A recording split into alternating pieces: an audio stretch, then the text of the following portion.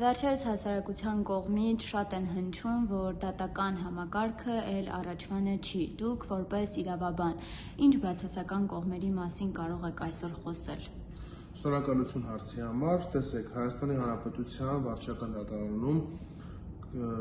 քննվող գործերի մեծամասնությունը այս պահին տորպեդահարված են, ինչի տվյալ պարագայում վարչական դատավարությունում կա 4 հայցատեսակ, որով կարողանում ես դիմել դատարան, առաջինը վիճարկման, պարտավորեցման, գործողություն եւ ճանաչման։ Վերջերս վարորդական վկայականների հետ կապված դիմեցի դատարան վիճարկման հայցատեսակով։ Ուրեմն տեսեք, հոկտեմբերի 20-ին դատարանը վարույթ է ընդունում գործը, վճռի հրապարակման օրը նշանակում 2027 թվականի սեպտեմբեր ամսին, այսինքն 2 տարի հետո։ Ինչպես գիտեք, հրապարակային ներդիմում խնդրանքով դիմեցի Արտադրության նախարարությանը, Բարձրագույն դատական խորհրդին, որպեսզի այս խնդիրը վերացվի, սակայն որևէ գործողություն չեղավ, ընդունեցի լավ։ Երկրորդ անգամ նորից դիմեցինք դատարան, կրկին նույն վիճարկման հայցատեսակով, այս անգամ 2028 թվականի փետրվարի 25-ին դրվեց դատական ակտի հրապարակման օրը։ Այսինքն տվյալ պարագայում մենք ունենք շատ լուրջ խնդիր, քանի որ այս պարագայում խախտվում է մեր վստահորդների արդար դատաքննության իրավունքը, ողջամիտ ժամկետում գործի քննության իրավունքը, քանի որ Սահմանադրությունը ունի 61 եւ 63-րդ հրաշալի հոդվածներ, որտեղ ասվում է, որ յուրաքանչյուր ոք ունի անկախ առաջար դատարանում հրապարակային ողջամիտ ժամկետում քննության իրավունք, ապա տվյալ պարագայում խախտվում է նաև Եվրոպական ՄԻԵԿ կոնվենցիայի 6-րդ հոդվածն ամրագրված, եւ քանի որ Հայաստանի Հանրապետությունը ավերացրել է միջազգային պայմանագիրը, յուրաքանչյուր դատական ակտ պետք է լինի ողջամիտ ժամկետներում հրապարակային արդարացի, կրկին խախտվում է։ Այս պարագայում այս խնդիրը ինձ թվում է չի լուծվելու, քանի որ սա պետության կողմից կառավարվող է, իրենք չեն ցանկանում ողջամիտ ժամկետում գործը քննվի, քանի որ նաև վարորդական վկայական հետ կապված ասեմ, պետք է քննություն պետք է տաս, այստեղ հաջորդ հարցն է գալիս իրավաբաններից մոտ,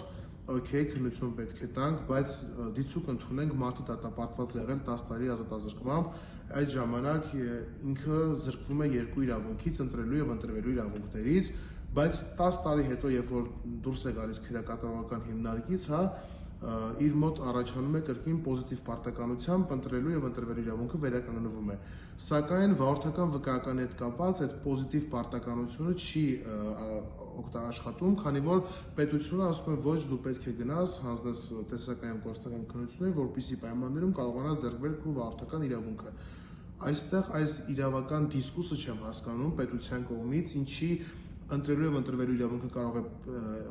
հետ գալ քաղաքացուն, իսկ վարորդական վկայականը ոչ, քանի որ քաղաքացին գումարը ծախսում նման խնդիրների հետ կապված եւ ձեռք է բերում իր իրավունքը։ Հաջորդը օրինակ խոսեմ քաղաքացիական դատարաններից, կրկին ծանրաբեռնվածությունը, քանի որ հասարակությունը իրոք շատ հիասթափված է նաեւ քաղաքացիական դատարաններից, քանի որ դա անկին ոլորտներն են, ուրեմն տվյալ պարագայում աշխատանքային իրավահարաբերության վեճերը քննվում են առնվազն 3 ամսվա ժամկետի մեջ, սակայն Հայաստանի Հանրապետության քաղաքացիական դատարանները առաջին ատյանի գործը կարող են հասնել մոտ 7 ամսվա, 2 տարվա, այսինքն ըստ օրենքի եւ ըստ քաղաքացիական դատավարության օրենսգրքի եւ Սահմանադրությամբ ամրագրված է, որ աշխատանքային իրավահարաբերությունները քննվում են 3 ամսվա ժամկետում, դա կրկին խախտված է։ Այս պարագայում ըստ իմ սուբյեկտիվ կարծիքով, նաեւ որպես իրավաբան, ով ամենօրյա ռեժիմով աշխատանք է կատարում, պետք է հրատապ կարգով այս խնդիրները լուծվեն, նաև չեմ կարած շեշտեմ այն ուրախալի լուրը, որ այսօրվա դրությամբ պետության կողմից ստեղծվել է էլեկտրոնային դատավարությունները, թե վարչական, թե քաղաքացիական դատարանների բեռնաթափելու առումով, սակայն դա փոքր-ինչ գոհացնող չի կարող լինել, քանի որ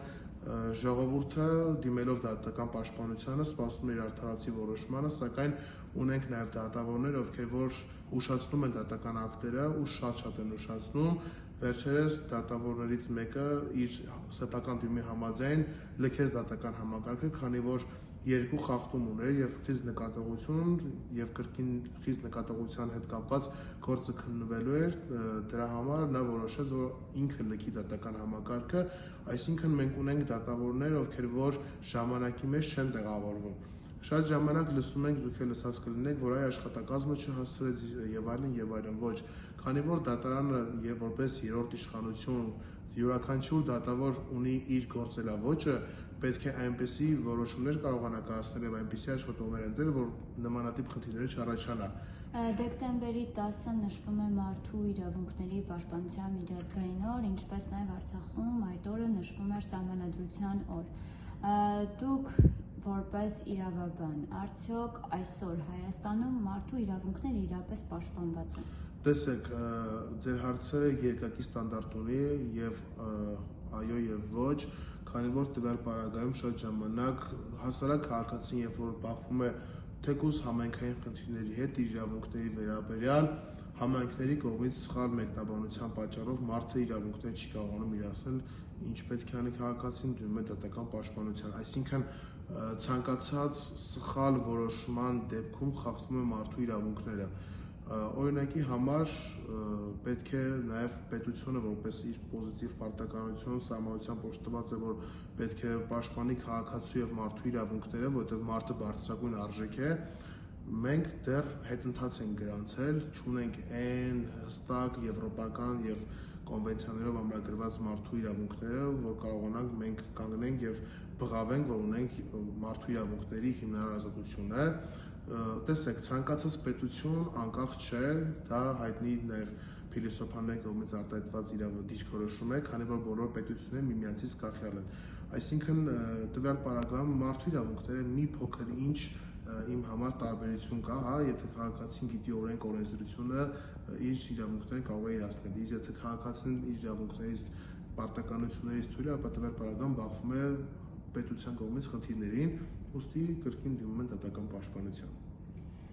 Եվ նաև հասարակության կողմից շատ հարցեր են առաջանում, որ կալանավորումները այս վերջին շրջանում շատ են։ Ինչի հետ է դա կապված ըստ ձեզ։ Տեսեք, խափանման միջոց կալանքը, խափանման միջոց ընտրվում կալանքը, դա պետության կողմից մեղադրանք ներկայացնող իրավապահ համակարգն է, որը դա իր հայացողությամբ է, բայց կալանքները, եթե նայում ենք, իրոք շատ են մեր երկրում, երևի կախված է ծանրության, միջին ծանրության կամ առանձնապես ծանր հանցագործությունների դեպքում, քանի որ ես ինքս քրեական ոլորտով այդքան չեմ զբաղվում, զուտ հրապարակումները մամուլին նաև տեսնելով կարող եմ ասել, որ այս պարագայում, ինչպես նաև ազգային ժողովի նախագահը մեկ անգամ ամբիոնից շեշտեց, որ այլընտրանքային խափանման միջոցները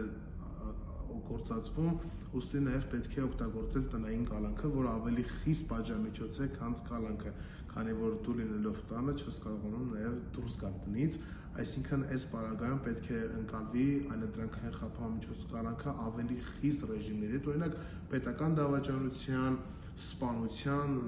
սրբապղծության, մանկապղծության այդ պարագաներում կալանքա, որպես ավելի ճիշտ թմրանյութերի հետ կապված, այ միջին ծանրության հանցանքների հետ կապված գտնում եմ իմ սուբյեկտիվ կարծիքն է, որ կարող են լինել տնային կալանքա, վարչական հսկողությունը, որը իզորու ապահովելու վստահ եմ, քանի որ պետությունը ստեղծել է նաև էլեկտրոնային սարքավորումների միջոցով քաղաքացիներին վերահսկել, այսինքն եթե տնես վարչական հսկողություն մարդու վրա, քաղաքացու վրա, օրինակ դիցուկ ժամը երեկոյան 8-ից առավոտյան 8-ը պետք է լինես քո բնակության վայրում եւ չլքես։ Տվյալ պարագայում եթե մեղադրելը չկատարի պարտականությունը, ապա տվյալ պարագայում այդ սարքը ազդանշան է տալու, որ դու քո տարածքում չես, այսինքն պետության պարտականության մեջ է եղել ստեղծել էլեկտրոնային խափանման միջոցները, որը եւս վստահ եմ իզորու է ապահովելու, այդ մասով այդքան կասեմ, բայց ելի եմ ասում, կալանքների մասով իրոք կալանքները շատ են,